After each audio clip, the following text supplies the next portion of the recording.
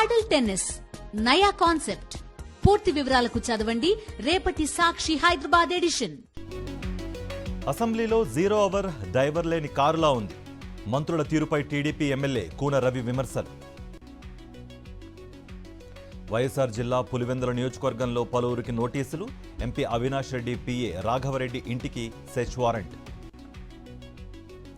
శంషాబాద్ విమానాశ్రయానికి బాంబు బెదిరింపు. ఫేక్ కాల్గా గుర్తించిన ఎయిర్పోర్ట్ అధికారులు. ఏపీలో సోషల్ మీడియా కార్యకర్తలపై కొనసాగుతున్న అక్రమ కేసులు. ఉండి మండలంలో సుందర్ కుమార్ అరెస్ట్. విశాఖ ఉక్కు కార్మికులకు అందని జీతాలు. ఈ నెల 35% శాలరీ మాత్రమే చెల్లించిన యాజమాన్యం. యూపీ ఝాన్సీ మెడికల్ కాలేజీ ఆసుపత్రిలో ఘోర అగ్ని ప్రమాదం. షార్ట్ సర్క్యూట్తో చిన్నపిల్లల వార్డులో చెలరేగిన మంటలు. ఘటనలో 10 మంది శిశువులు సజీవ దహనం. యూపీ అగ్ని ప్రమాదంపై ప్రధాని దిగ్భ్రాంతి. మృతుల కుటుంబాలకు 2 లక్షల రూపాయలు, క్షతగాత్రులకు 50,000 రూపాయలు చొప్పున పరిహారం ప్రకటించిన మోదీ. నేడు బీజేపీ మూసీ నిద్ర.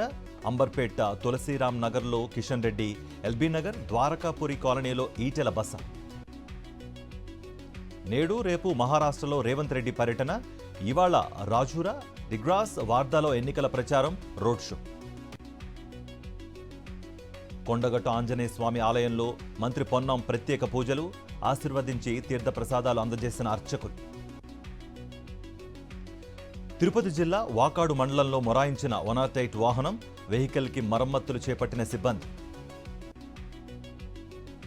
కర్నూలు జిల్లా మాధవరంలో పోలీసుల తనిఖీలు. అక్రమంగా రేషన్ బియ్యం తరలిస్తున్న లారీ సీజ్.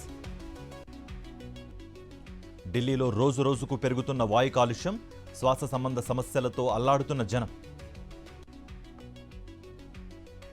విద్యార్థులకు మాస్కులు తప్పనిసరి. ఢిల్లీలో వాయు కాలుష్య తీవ్రత నేపథ్యంలో పాఠశాలల నిర్ణయం.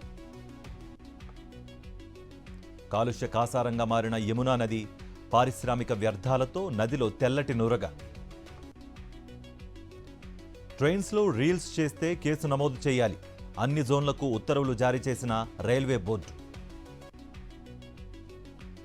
జమ్మూ కాశ్మీర్ను కప్పేసిన దట్టమైన మంచు. ప్రకృతి అందాలను ఎంజాయ్ చేస్తున్న పర్యాటకులు. భారతీయులు శ్రమించి పనిచేస్తేనే దేశం పురోగతి సాధిస్తుంది. 6 పని దినాల విధానానికే తన మద్దతు ఉంటుందన్న ఇన్ఫోసిస్ నారాయణమూర్తి. ఆత్మాహుతి డ్రోన్లను పరీక్షించిన ఉత్తర కొరియా. భారీ ఎత్తున తయారీకి కిమ్ ఆదేశం. అమెరికా, బ్రిటన్లో భారీగా పెరిగిన ఫీజులు.